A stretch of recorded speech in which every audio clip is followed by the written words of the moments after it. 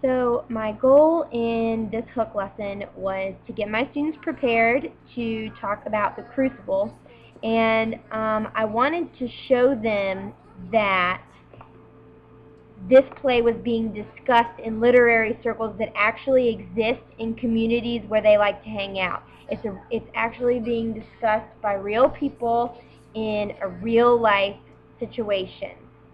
And I think I did a good job getting my students excited about the topic. I think that I wanted to build up anticipation about the text before we started reading it and really get students to think about their views of the characters even before they got to know their characters. And by using Twitter, I tried to bring home the point, like I mentioned before, that this is something that's being discussed in real time. It's not just an old book that they're not going to like. Um, One thing that I wish I had done was to get more student involvement from the beginning. During my presentation of the Twitter slides, I wish that I'd been questioning the students more frequently, engaging them in a more active participation in this anticipation activity. Um, I also think that I should have written the agenda for the class period on the board. I think that's really important in helping students realize that you're organized and get a good mindset to go into the class with, so that they know what we're going to talk about during the class period.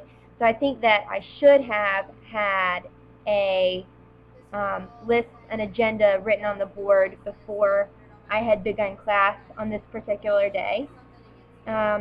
Additionally, after watching my video, I realized that after I pass out the anticipation guide, I just stand at the front of the room, and I believe that I should have been more active, and I should have been moving around the room and even asking questions during the time in which my students were to complete the anticipation guide after looking at the Twitter slides.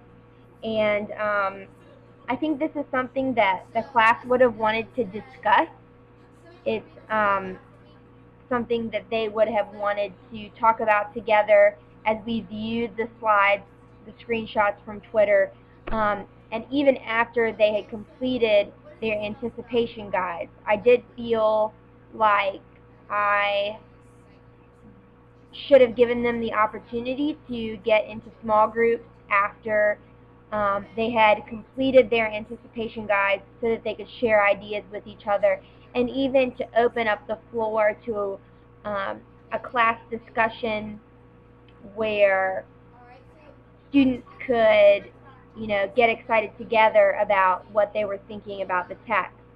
I do think that this sets me up pretty well for more discussion on the background knowledge that students would need to approach this text, to talk about the Salem witch trials, to talk about Puritanism, to talk about religious views at the time and what was going on historically.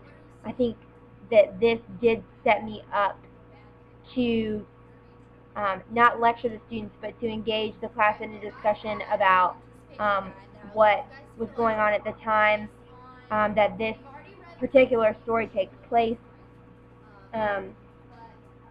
So I do believe that this is a good lead into the background knowledge section of my lesson. However, I don't think that I planned this in the way that I could have.